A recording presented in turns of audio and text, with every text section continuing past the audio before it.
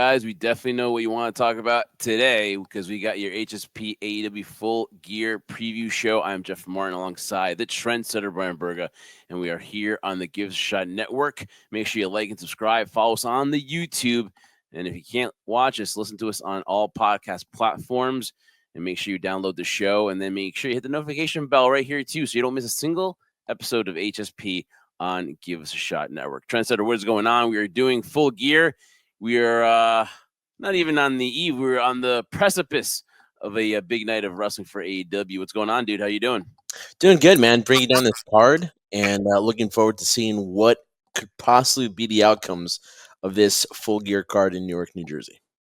And the matches are intriguing, although a lot of people are going to talk about the storytelling, right? They're going to focus on that, and they're going to be like some of these matches. Well, maybe there could have been more base, but you look at the card, Trendsetter, and one thing I look at it is that there's a lot of matches here, but I would say that the quality is good. I think that quality is not the issue. Maybe the quantity. Sometimes these can go a long time. They go really crazy into the late night, and then you got the pressures afterwards. So the last thing you want to do is be caught up really late in Newark, New Jersey, right? But do you have an issue with the quantity of the matches here? Because we're getting close to double digits. Plus the 0 hour too is also in effect as well. Uh, do you think there's just too many matches for a card like this? I think that's been the staple point of what AEW has been doing, really. The fact that they put so much on the card for people to enjoy and watch. But when you really look at it, it's great in the very beginning for 0 hour and into the pay per view. But sometimes the audience does tend to get tired. I think you get that towards the end of end of the show, towards the end of the main event. It's pretty exhausting. I mean, we've been examples of we've been in events that have lasted 7, 8 hours, and I'm not comparing that to this, but it does take a toll on the fan base. And I think less is more, as the expression goes. And I feel the AEW could do better at minimizing their card because you want to get everybody out there and you want to get everybody on the card, but sometimes it's not necessary. Gonna be about 10,000 people, so it's gonna be a very good crowd for the Rock for Prudential Center.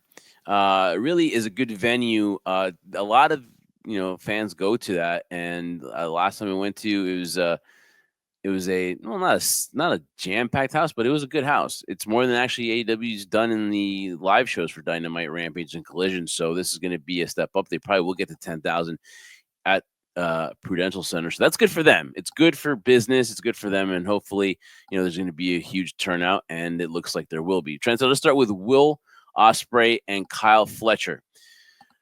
This one is going to be definitely a matchup that, even if it had no story to it, these guys have a chemistry in the ring. You're talking about two of the very best. You've got Will Ospreay, who's already established and is surely becoming, if not already, the face of AEW. And you have a guy in Kyle Fletcher who has unlimited potential.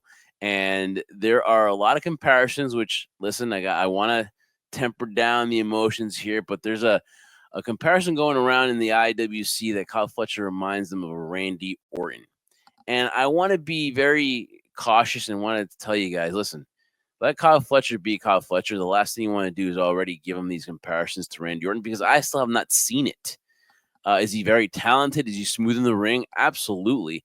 But you got to give it to me a little bit more time. Let Kyle Fletcher do his thing. Let him be himself. I like this gimmick turn. I like this change of character. I love that he actually shaved his head. I like this direction. But let's temper down and ease any kind of comparisons to a legend, no pun intended, in Randy Orton. But putting that aside, are you looking forward to this match? And we're starting off right away with a matchup that could steal the show and will most likely steal the show. What do you expect out of Kyle Fletcher and Will Ospreay? It definitely has the potential to steal the show. For me, it's not so much about the comparisons that we're talking about with Randy Orton. It's more of that, although you're going to get it from bell to bell because of the quality of match you're going to get, which is going to get a lot of people excited. I wouldn't be surprised if it is the first match to kickstart Full Gear. But to me, it's more about the story based on there where there's a lot to work with. But I don't think AEW has done a great job creatively of promoting that and making it more of a story where you have two hotheads and, more importantly, Will Ospreay, who is upset that his best friend betrayed him, but more of the inner workings of Kyle Fletcher and kind of understanding why he did this. I know they kind of addressed it to a certain point, but in my opinion, not enough depth there too. So from a pure fan standpoint, seeing these two in the ring, knowing what they can do individually with other opponents, you can only imagine what they're going to do working that magic in the ring together. But from a story standpoint, a storyline standpoint, there's so many levels you can do this. And hey, listen, I'll be the first one to admit, Jeff, I've seen that side. I've turned over a new leaf now where, yes, I love in-ring work and in-ring quality, but maybe the psychology of the in-ring is something I enjoy more than a lot of people as well. But the story really does dictate the emotion that you want to see, especially in a scenario where you don't want it to be a one-off. You want there to be more versions of what we're going to see between these two. So that's what I'm looking forward to. From bell to bell, you know you're going to get it. Storyline-wise, they could have done better. I beg to differ. I really think that they've done a good job here with the storyline. I think that obviously you can tell that Kyle Fletcher wants to be his own man, and you're also introducing Mark Andrews here, who's got that confliction where, hey, listen, he feels like Will Ospreay is the guy that kind of broke up the team. So as far as that, I think you can see more continuation in the storylines with this one, and I think that we're gonna see. This has actually been one of the better storytelling that AEW has done with this. Hey, you could always say they could do more, most definitely, but I think you've seen you know the why and you know the reason why they're doing this. And I think this is going to be one where Kyle wants to be his own man and get a victory over Will. And I think Will's going to just entertain as well. And then again, am I a fan of Mark Andrews? No, because again, I don't think they've told his story. Really. I think he just comes back and like you're like, okay, who is this guy to the novice fan, right? But I think as far as like where it's heading to, I think they've done enough to warrant this matchup, and I think this is the matchup that a lot of people are looking forward to. And hey, you know what? If it kicks off the show, it'll kick it off strong. At the end of the day, I think this will be Kyle Fletcher. I think Will Ospreay is a guy that is very giving, and I think he's probably going to be the one saying, "Hey, listen, we got to get Kyle over here." So I think I would not be surprised, and I'm going to go with an early upset pick here. I'm going to go Kyle Fletcher beating Will Ospreay. I feel the opposite here. I think Will Ospreay will get the victory, and it will lead to more down the road until Kyle Fletcher gets that big one where he will eventually go over on Will Ospreay. So I see it's the opposite way. I think Will Ospreay will showcase the fact that he is the better version of these two in this round, as I'm sure this will probably be a series of three where we'll see the rubber match down the road, one for one, and then that's how I'm kind of predicting it too. But I might have to, again, I just kind of disagree with your point there. I get it, I understand it. And it's not necessarily for me saying that it's not enough. They could do more. Obviously, hindsight's 2020. You can always do more, right? But for me, it's like we understand that Kyle doesn't want to be compared to Will Ospreay. He wants to separate himself, be his own man, as you said. But here's the thing: they haven't emphasized the fact that Will Ospreay has cost Kyle Fletcher some moments because of his own his own ability, where he was part of the Don Callis family. They're all on board, and then Will Ospreay decided to do things and change things on his own decor, being selfish and really thinking about himself rather than the team. So I just thought they could have elaborated a little bit more on that. So that's what we're gonna get here. We've got the predictions. He's got Osprey. I got Fletcher with the upset right away. We get it out of the way here, and this could kick off Full Gear. I would actually kick it off strong. Get that crowd at the Rock up about it, and I think this would be a great way to start it. All right, Trendsetter, we got Jay White and Hangman Adam Page.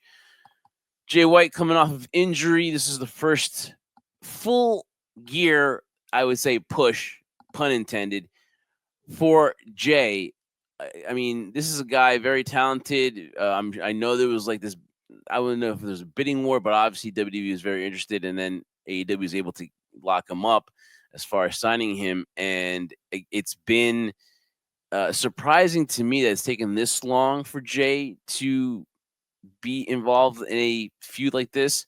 Hangman Page is coming off the sort of Strickland feud, where obviously he came out on top victorious in that feud, and this to me is more of a okay. I want to see this match more than the story led me into this. It's very tough to be emotionally invested in this one just because I'm just seeing this for the match in itself. So if you're just giving me this match, yeah, I'm curious about it. I want to see it. It looks good on paper. Will it deliver? I say it will. And when you ask me who's going to win this one, you'd like to think Hangman Page does, but does Hangman Page need this? It would be good for his momentum. I want to see where they're going in the future, but I'm going to go and I'm going to say, hey, listen, Jay White, let him come off victorious in this one. So I'm going to go with Jay White. But again, this to me is one where it's more the match than the story they told heading into Full Gear. I think that's going to be the theme in a lot of things we're going to be talking about this card, Jeff. One point you just made too, in terms of they could have done more. It could have been more in terms of emotionally invested, in terms of storyline. I think that's something we can say about a lot of these matches that we're talking about right now. In terms of this is another match where I feel that you're going to get it from bell to bell, from Will Ospreay to Kyle Fletcher to Adam Hangman Page and Jay White. I'm sorry. I think you're going to get what you want out of it in terms of the story and who needs it more. Momentum has been a thing too that AEW hasn't really done a good job of doing when it comes to Adam Hangman Page and what he's done to get to this point.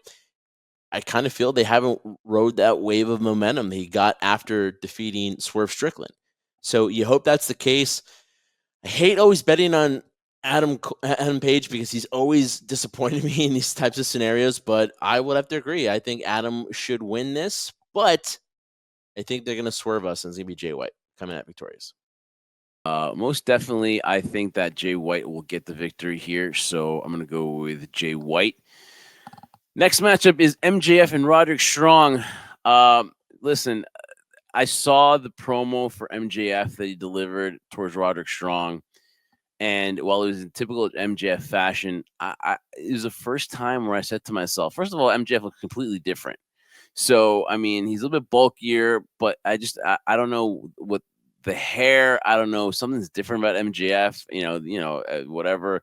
I know Daniel Garcia made a comment about MJF with the hair transplant up in, I think it was in Turkey or something like that. Or so he made something in one of those promos. It just looks to me like a different MJF. I don't know how long it takes to film an Adam Sandler movie, but he's been gone a long time. Is this a sweet deal where he's just doing these things where he just appears and he's working on dates? Maybe that's in his deal too. But he's making sweet money and he's taking all his time off. But I think it's killed his momentum. And these promos, I thought to myself for the first time, Trendsetter, and I wouldn't want to say this about MJF, but I'm like, holy hell, can this guy do nothing but just do scathing promos? Is this his shtick? And would he be able to adapt and not do anything like this? Because the things he said about Roderick Strong, and obviously the personal things where Roderick Strong's mom actually shot the father, her husband, into a real life situation, and saying how she should have shot Roderick Strong. I mean, first of all, the feud is with Adam Cole, and we're getting this Roderick Strong. So first of all, is the beef not as deep to get that personal?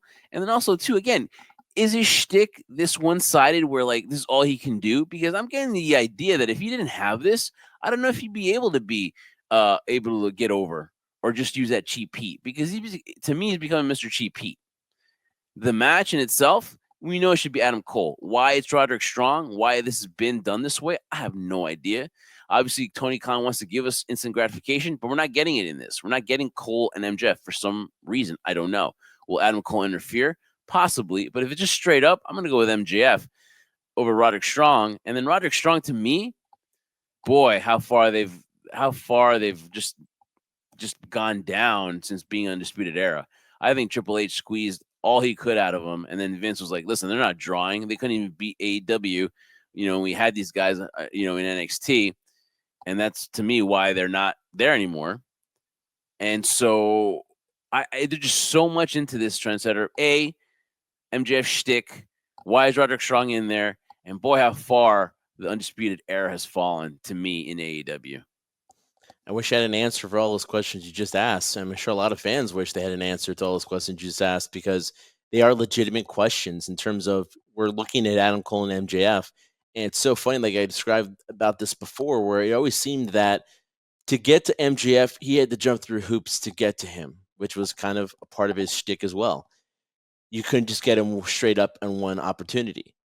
It seems now that it's the opposite, which is weird because now we have Adam Cole as the babyface and MJF as the heel, and he's the antagonist, protagonist. It doesn't really work that way. And to your point about the shtick being kind of, I guess, to the point where we call it cheap heat, but let's be honest too, this has been what MJF has been known for his entire career. I just think now at this point, at this stage where we saw how he was when he first came into AEW, we saw this transformation of him as a face, and could he get over as a face in AEW? And I thought he did a really good job where it was still true to what the MGF character was, but at the same time, he showed a lot more of emotion. And then he turned again, and really feels like he just went back. And in my opinion, sometimes this is my view that it might be the perception that, okay, I've done my shtick before, but now I need to go and even take it to the next level. I need to cross even more lines, and not necessarily in a scenario like this where, me personally, do I care really about the storyline? Again, one of the patterns we're going to do a lot when we're talking about this is the fact that we're looking forward to the matches, but the stories make absolutely no sense to a certain degree, and this is one of them. So I have MJF winning this one, but in terms of this story, how you're trying to kind of put it together really doesn't make a lot of sense. And MJF, I think right now, is getting to the point where we sometimes get desensitized to things, and like he's going and taking it to another level. But some of the fans, including myself, are kind of like, okay, is that it? Kind of to your point. And I feel that's what's going on with MJF. Yeah, I mean, really, again, that's the thing. Like, eh, to me, yeah, a Roderick Strong MJF match will deliver, but we know it should be Adam Cole. And then the one thing, though, that I think you can really give me your take on is why has the Undisputed Era fallen so much from grace in my eyes in AEW? Because they have. They have, but I think when you looked at them and what happened in NXT, and you look at a creative standpoint of the team there, quote unquote Triple H, right? To the majority of the extent that he was kind of, that was his thing, controlling NXT. There was a direction they wanted to go in. It seems like the direction in this version of what the Undisputed Era was from NXT here now in AEW, it just feels like it's like we're putting pieces in together, buddies are working together. All right, this week we'll do that, and the next week we'll do this, and oh, by the way, oh yeah, we need to have this make sense. I think that's kind of where it's going right now. There really doesn't seem to be a lot of direction, which is a huge point, which I was never a caveat to it. I was always the one that said, let the wrestlers do their thing, let them try things. But sometimes you do need that voice of reason to say, no, this isn't going to work. We're going to do that. And again, I'm not blaming anybody. I'm not pointing the finger at anybody, but you'll see the difference in dynamic of how one works when you have people making decisions that they think is best for them, but it's not working in terms of storyline. And more importantly, it's not working in terms of connecting with the audience and garnering an interest from them. So that's how I view it.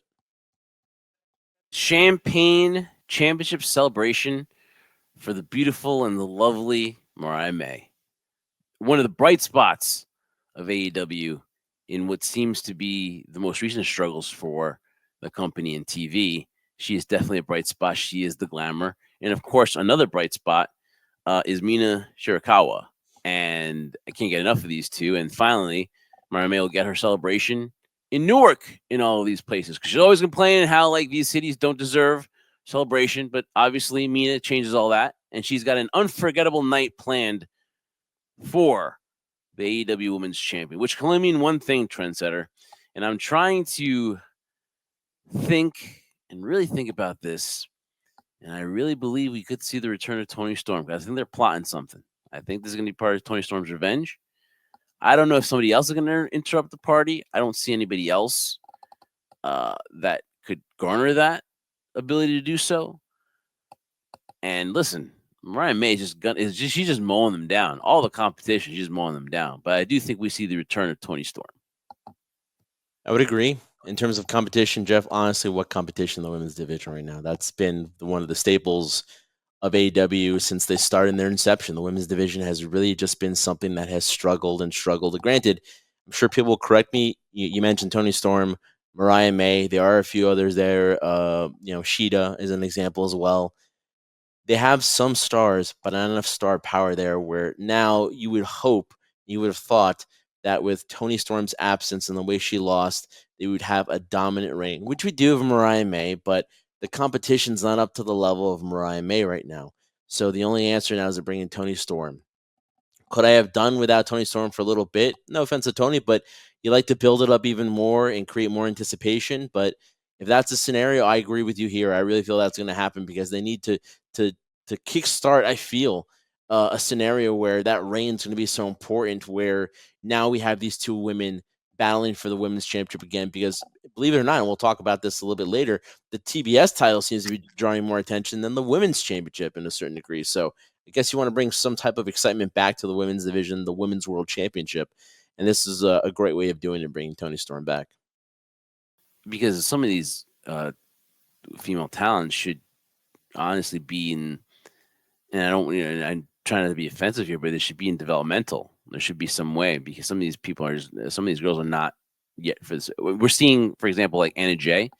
She went to Excursion to Stardom, and she's coming back, but she had a good series of matches that culminated in some kind of hardcore no DQ match with Mariah May on Collision, I believe. She's getting better, but there's no established talent yet. And where's Willow? I mean, I like where did Willow go all of a sudden? Unless I'm trying to watch these shows and I'm looking for Willow and I don't see Willow. So I don't know if she's got to do collision duties or got to do rampage duties or something like that. But where's Willow playing to this? And sure, we want to see Tony Storm and Mariah May, but you know, is that it though? Is that it for the division? And only one match trendsetters on this card for the women's division. We're the best female talent wrestle, right? But there's only one match on that card for the females, and that's Chris Statlander and Mercedes Moné. As we're gonna get to that one as we transition to that one. Listen, we talked about this when we went in depth on AEW because we really hadn't touched on it. Mercedes Moné is getting go away heat, and it's not the kind of heat that you want right now for your heel because the fans have just not connected with her. It's more like get out of here, and then hear the fans say, shut the f up to her, whatever. All the 2,000 fans that were there, and it just everything's cringe. Trendsetter again, like I mentioned to it, she's tone deaf. She doesn't hear her own voice and how bad it sounds. And then you're trying to build up superstars. I don't know how much you've buried whatever you're trying to do with Camille, you're burying her. To me, right now, it's going to take a lot to salvage her because now she's becoming this comedic doofus bodyguard role, which doesn't help her out. And it just looks bad, Trendsetter. And then Chris Statlander, she tries to reinvent herself every week. It's not consistent with what she's trying to do. And I'm just confused. And Chris Statlander, she's great. She's not beating Mercedes Moné. And it's just running down competition that you're going to just water it down. There's no longevity or there's no long feud here that's going to, if she just keeps mowing them down, she's going to go through all of them. And then what? It just, to me, this matchup here, it just makes no sense how it got booked. And there's no way Chris Statlander comes out victorious. Yeah, I see Mercedes Moné coming out victorious in this one. For the life of me, had the feeling that this could have been an opportunity for not necessarily Chris Statlander, but for the ability for something new and fresh to happen. Like you said, Chris Statlander has kind of reestablished and reinvented herself so many times right now that I'm sure the audience is kind of hesitant on it. She's being booked very strong in this whole lead up to the championship match come Full Gear. And Mercedes, here's the thing. I don't even know if I can really relate it to her being tone deaf. I just don't think, in my honest opinion, it matters in the sense of this, where she's going to go out there and do what she feels is entertaining, do what she feels is best for her character. And she doesn't care what anybody else thinks. Again, she has creative control. She can basically do what she wants. And this is the end result of what you're getting. So you have fans, as many or a few as there might be in the arena, chanting, just go away. We don't want to hear from you. And I think she's just really enjoying it because in her mind, I feel that that's what I want. I want that reaction, let alone if there are crickets and nobody's responding, then there might be a different story. Who knows? Maybe they'll go in a different direction or try something different. Even to that extent, too, I don't think Mercedes would do it. She's like, I don't care what anybody reacts. I'm going to do what I want to do. It entertains me. I like it. It works for me. It makes my character look however she wants to perceive it to be. And a perfect example, too, is the fact that, when you have a superstar that made her debut in AEW not too long ago, has been a powerhouse, using the word in that phrase, in terms of what she's done in pro wrestling. And Camille, to have her look now and devalue her to the point where she's, like you've said before in the past, a comedy act. I don't know how that helps anything, because if you really wanted it to do it the right way, she would be like this Big Daddy Cool Diesel, the muscle from Mercedes Monet to squeak victories out of. And then eventually you start building up the anticipation where the crowd wants Camille to not be controlled. I mean, we saw it with MJF and Warlow. We've seen it. It's a pretty easy storyline to book, and they're not going in that direction. So to me, I just shake my head. To your point, not to continue on any further with this, though, I don't think Chris Statlander, as much as I do like her and I think she's very talented in the ring, in this scenario, similar to what we talked about before with Mariah May in the women's division, there's just so weak competition. Willa Nightingale, where is she, right? I mean, you have women that can go. Why aren't we using them? And that's what confuses me about this women's division. That's what confuses me about the women's championship and the TBS championship. And so this one, I see Mercedes coming out victorious as always. Just don't see in any which way you can even book this, any way fathomable, that Chris Stanley comes out victorious in this one. And again, you continuously mow your opponents down, and you don't have a set feud, a lock person where you can do storyline the last 6 months or something like that. You're gonna run that women's division dry, and then you're gonna find yourself no competition, and you're gonna have to read. It's more. It makes your job harder when there is no long-term storytelling, because you just have to come up with opponents, and that's why you have to tell a better story. And Camille, she doesn't even look happy. Either she's doing a good acting job, but you can tell it's laborious for her to be there, and that setup there where she got beat up by Sheeta and Chris Statlander in with one bum arm and in heels was definitely not a good way to build your star. It's going to take a long time to salvage her, and it's just a shame. If they can. Private Party with the biggest win being the Young Bucks becoming the AEW Tag Team champions, and they're going to be involved in a 4-way matchup against the Outrunners, our very favorite, personal favorite, the Acclaimed, and the Kings of the Black Throne, whatever they want to call themselves, Malachi Black and I almost said Bronson Reed, Brody King. I almost said. Listen, I like the Outrunners gimmick. I like the Outrunners gimmick. Reminds me of two people that we the Outrunners gimmick is funny. And I could give two bleeping F's about Brody King and Malachi Black. And a side note, he's gonna come on social media after he hugs Adam Cole and just kills the business by having being a heel and shaking Adam Cole's hand, and then people actually give two flying bleeps about you and ask if you're leaving the company, and you have the gall to come on Instagram and be like, guys, I'll say this. Everyone's saying about you're lucky people are even talking about you. That's how far you've fallen from anything. That's how bad you are right now. And the fact that WWE would even be interested in you, for what? Whose spot are you going to take over there? And the fact that people are actually talking about you and you're getting all butthurt because, guys, you guys like to talk about my career and I'm not leaving. Good. Stay in AEW. For all I care, stay there. You're a nice guy, whatever like that, but you're purposely having people talk about you, the IWC, and we see what you're doing, and then you come all upset that, why I'm in AEW. I don't understand why. Hell, you got them talking, and that's the closest anyone's talking about you or House of Black. When honestly, I don't see him as a factor. I see him as just bodies there. Private Party, it's their first title defense. I see them winning this. I love for the Outrunners to do it because I like what they're doing. But Private Party all the way. I mean, this is to me a no-brainer. And the Acclaimed are the Acclaimed, but again, this will be an established tag team that's in there. I've said my stick about the King of the Dark Thrones, but I don't see Private Party losing this one. In Jersey too? No way.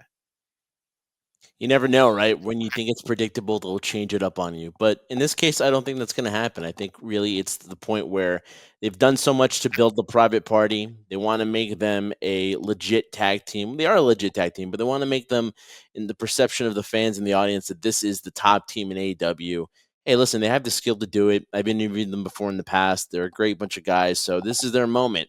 To take it away like that, I wouldn't be surprised if that was the case and Tony decided to go in that direction, which again isn't too far fetched to believe. But I don't think it's going to happen here. I think it's going to be basically what we've seen before, where it's going to have the scenario where you're going to have this tag team division, which similar to the women's division is kind of, you know, running out of talent, running out of pools. You have established teams in there, and then you have a team that's trying to make a name for itself as well. So what you have to do is make sure that you establish them. So that's why I think Private Party's going to come out victorious in this one. And, again, I'd be surprised if it went another direction. But again, the tag team division, similar to the women's one, needs a lot of work. Match that intrigues me a lot is going to be one of the reasons why AEW has been watchable, and that's because of the Hurt Syndicate. Bobby Lashley against Swerve Strickland. Really looking forward to this because actually this is a guy that actually can step up to Bobby Lashley, and obviously Swerve.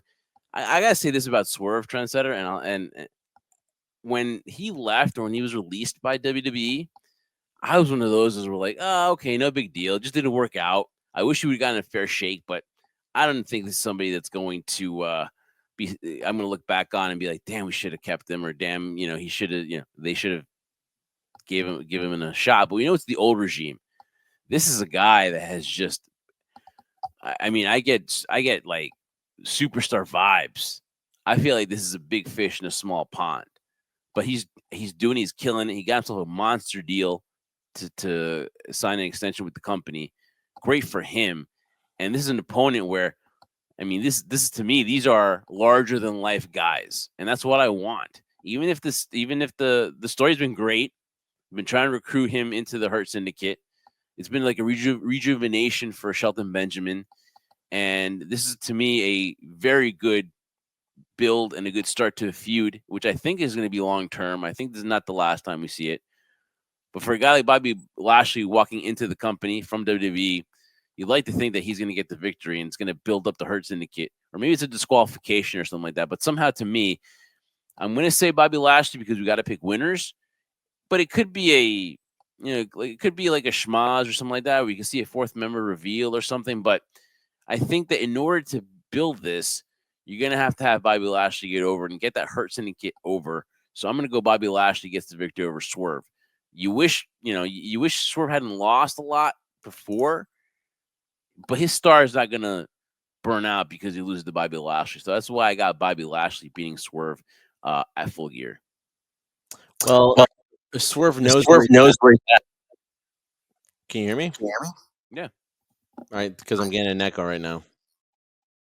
It started with a let go and then it went away. All right, 3, 2, 1. Well, if Swerve knows where he's wrestling at, and they'll be in Newark, New Jersey, I think to your point, it's going to be a great match. To your other point too, in terms of somebody that WWE let go, and was a diamond in the rough in terms of had a lot of potential. Just under old regimes, it didn't work out. He is a star in AEW, but the thing that always begs the question is the fact that he's a big star, but now he's in the feud right now, which I know it's taking him away from the AEW Championship because now they're in their own story on top, and he doesn't want to get lost in the shuffle. With this, it does garner a lot of credibility for the fact that you are bringing in XW star as popular as Bobby Lashley was, and the amount of success that he gained in WWE as being a former WWE champion.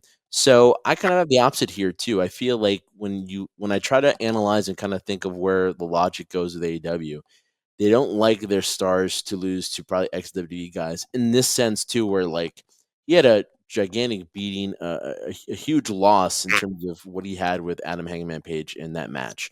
And so this kind of takes up his confidence. I don't think Bobby Lashley losing this one will damage him. It only builds up the fact that now the Hurt Syndicate is going to want to get more revenge and really end and ruin and damage Swerve Strickland. So I have Swerve coming out victorious in this one.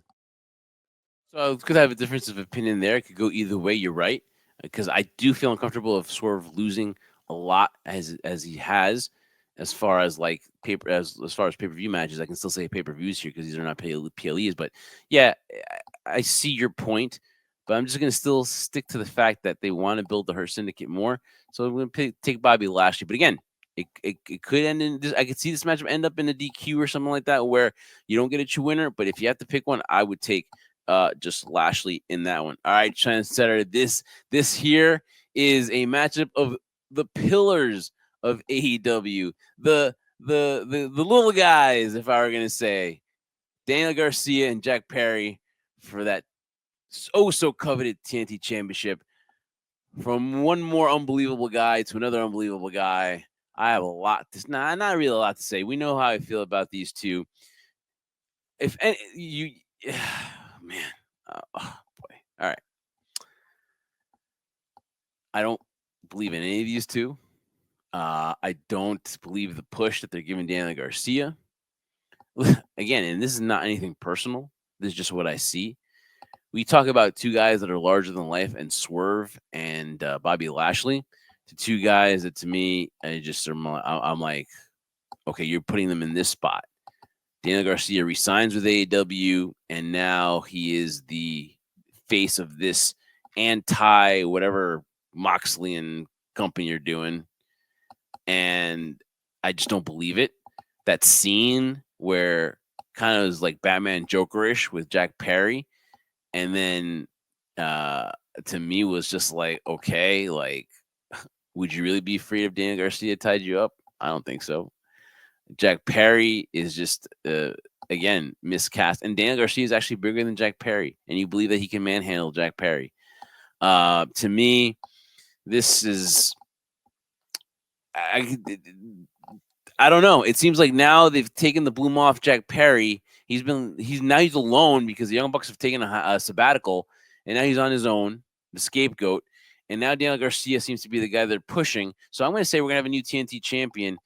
Just the way I think that they're leading us up to this, and I'm going to say Daniel Garcia wins. But honestly, to me, these are two most, and I'm not saying unbelievable in a wow, they're unbelievable. How they're not believable as wrestlers to me, or being put in this spot. So I'm going to say Daniel Garcia gets the victory and becomes your new TNT champion. I can't remember the last time you've been at a loss for words than you are right now talking about this. And I'll keep it short and simple right now. We do know and understand from a standpoint of why Danny Garcia is in this position. They made it a big deal that he was a free agent. He had a rivalry, very personal rivalry with MJF. They come back and, they put him off TV due to a neck injury. He's coming back. And he has that promo, which is the promo I guess they really wanted for Danny Garcia to say that he chose AEW because of all the people that were gunning after him. He chose to stay in AEW because this is where the best wrestle. So you know why they're doing this, why they're paying them. They see a lot in Daniel Garcia. So with that being said, with Jack Perry in the scenario here too, they want a situation with Jack Perry now not having the Young Bucks at his side. I see it the opposite way. I feel they're putting Daniel Garcia in the situation because he's going to be the chaser. He's going to chase and chase. And when you have an individual and a character as Jack Perry that you so badly want to see him lose, they're not going to give it to you until they're ready to give it to you as well. So I think Jack will retain the title, and this will be just a continuation of Daniel Garcia chasing that awaited first championship in AEW that he wants so badly. They will continually build it. If it were me, that's what I would do because, again, you want it to mean more. You don't want it to happen in the very first opportunity. You want him to work for it, and that's what's going to happen. Jack Perry will come out through, he'll cheat. He'll scheme his way out of it, but he'll walk out of New York, New Jersey, still the TNT champion. I think that the bloom has come off the rose. I think that Daniel Garcia now is his guy. So I think that we're going to see Garcia take it. And for God's sakes, I hope that you're wrong because I don't want to see more than one match here. So Well, for God's sake, you are going to. So I hope you're wrong about this one. And good Lord, I think that Daniel Garcia has just become Tony's guy over Jack Perry. So I'm going to say that Garcia wins. And hopefully you're wrong in this one, Trendsetter. I really don't ever root against you, but in this one, I'm rooting against. My prediction comes out on top over yours. All right, this one is going to get me in trouble, Trendsetter, because I listen to a lot of Jim Cornette, and he has poisoned my mind. So if I butcher his last name, then I'm sorry. I'm just a Cornette guy. So I'm on the omnibus, and I listen to a lot of him. Because here you go. Let me go to my notes so I can get the pronunciation. I know Ricochet's in this one. Ricochet for the International Championship against Konosuke. And I'm not going to say the last name because it's going to come out as take a you know what. So, Trendsetter. Ricochet has got a lot. Ricochet has got a lot to prove. He's going to prove everybody wrong because this is his time now. This is his time.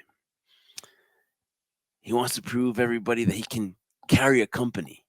on his back and not just be able to tell stories and have his and just be that guy that WWE didn't think he could be in AEW. But you know what? I think Kenichke is going to come out victorious, and I think he's like you said, the little chase thing you're going to see. I don't think we get instant gratification here in this one.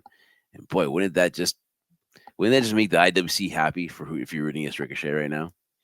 Wouldn't it? But yeah, I'm going to go Kenichke. I can't say the last name. I really can't because Drew Cornette has poisoned my mind, and I can't say it. I don't want to. I don't want to make fun of his name too. It is funny the way Jim Cornette says his name, but Kenichke, I'm going to say comes out victorious in this one. I agree with you too. As much as people want to say that Ricochet is ready for this type of moment, he left WWE to have an opportunity to prove himself or to prove to other people wrong in terms of he wasn't ready for a main event status. I don't believe in any of that stuff, to really be honest. I just feel that with Ricochet, he wasn't being utilized the way he wanted to. He has now more of an opportunity to do things that he wants to do, things that are creative for him, especially in the ring, which we know from bell to bell, Ricochet is one of the best out there that we've seen. Him and Will Ospreay, magic, right? But in terms of this scenario, I don't think anything happens. So I don't think any titles will be switching hands at the end of the day. If you've done this far to build up an individual with the international title, I think you need to continue it this way as well. So Ricochet will have his moments, but he'll be coming up short in this one. Word of advice, Ricochet, we love you. You don't need to just go after people that have 100 followers.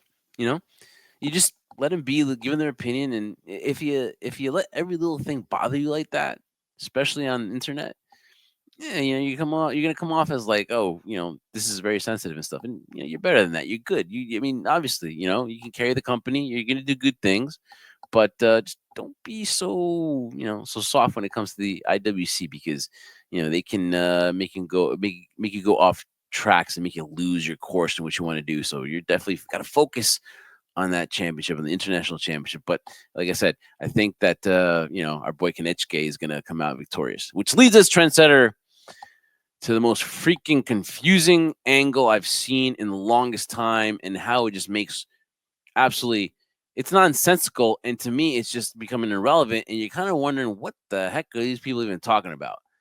Uh you decided to put your trust in Jon Moxley to deliver you a storyline, which we all thought was going to involve a Shane McMahon. Obviously, that's not the case. It doesn't seem to be. I'll be at this point. I'd be shocked if it has anything to do with Shane McMahon, or or even Shane McMahon want to be involved with this, because to me, it's been nonsensical. It's been idiotic. And then you're going to tell me that you're going to have a guy like Wheeler Utah and also Orange Cassidy, who you want to be your face of your company. And then a guy like Darby Allin too. Uh, I mean, I don't know what they're doing. Obviously, I know what they're doing because they want to push these guys, but everything is just so miscast. And then it just shows you give Jon Moxley, you trust him with this, you get all this nonsensical BS. Claudio, I mean, he's a good guy, but again, it's got the personality of a shoebox. And then they're all miscast. I mean, Pac, Mina Shafir. I don't know. It's to me, this is like this. I know it's your main event. It's your championship. It shouldn't be on last. Will Ospreay should be on last with Kyle Fletcher. This to me is, and it's nothing against Orange Cassidy. Congratulations. The dude's like 40 years old. Doesn't look like it, right? Yeah. But this is your face. You're going to get mugged, and your self-defense is to do those baby kicks. And that to me was just puzzling. And I just and good wrestlers too, by the way.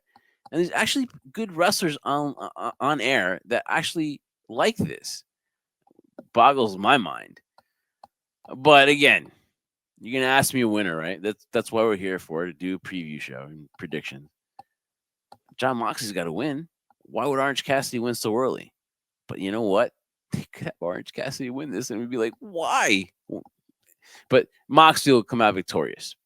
But obviously, my enthusiasm has been taken down several notches in the last two matches that we previewed, Trendsetter. And I just don't want to kill the vibe of the show, but this is what you give me. This is the angle, and I am not even emotionally invested in any of this. Try to make it make sense for me how this feud actually makes sense to me. What are they even talking about on a weekly basis with their promos that are just riddles of like I don't even know. I don't even know. Make it make sense. Wow, Jeff, tell me how you really feel, man.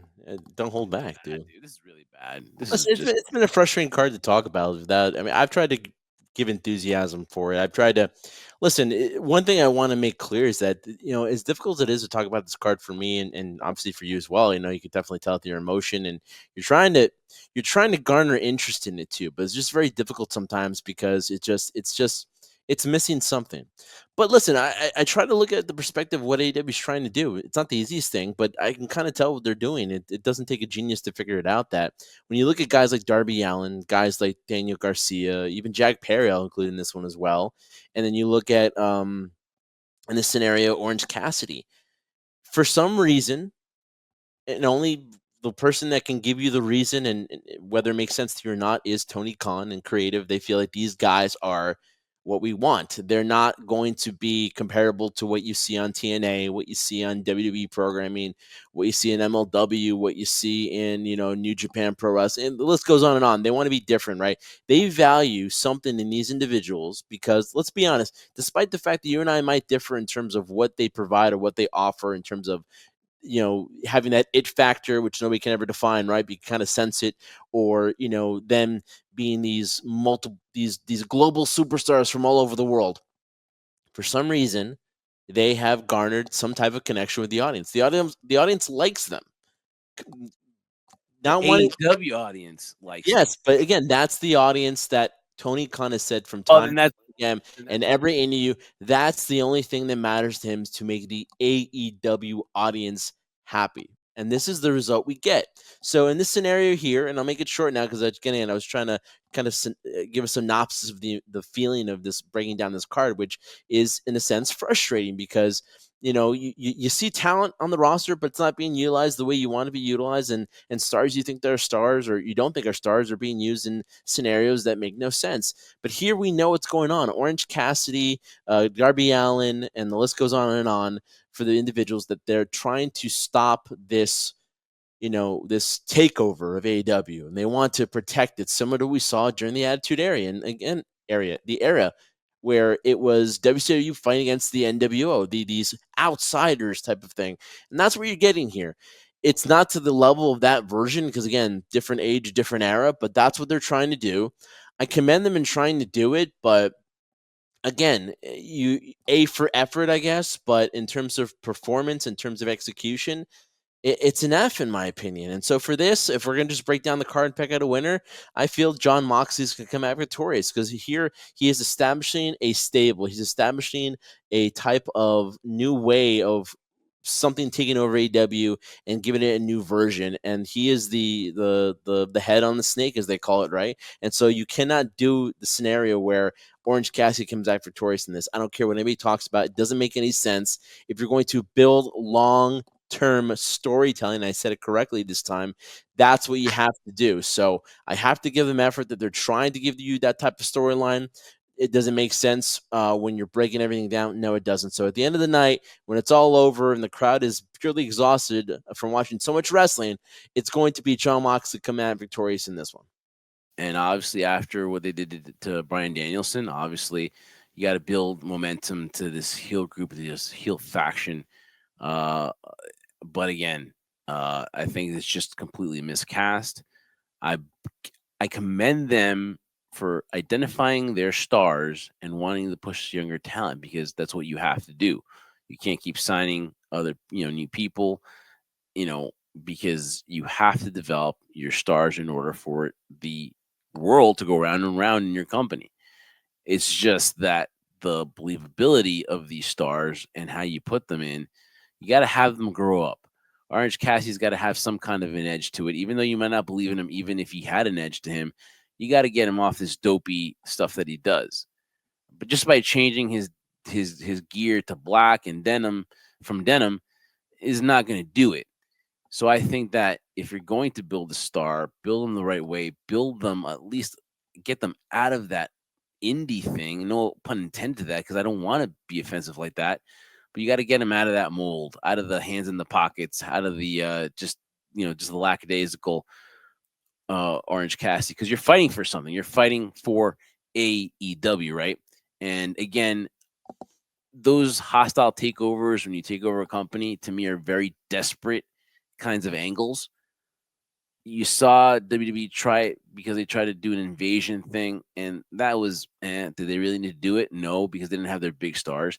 They're not using big stars here. The Ospreys, the Swerve Stricklands, they're not involved in this. They're not fighting for the company. So why would you know, these guys that are on the bottom, lesser tier than the main stars, why should they be fighting for the company? I don't get that. If the company is important, and Tony Khan should be kayfabe in this too, and he should be like, "Well, we have these guys taking over," but when you're sitting back and you're talking about, it's like you're sitting back and you're just watching your company, and you wouldn't do that either.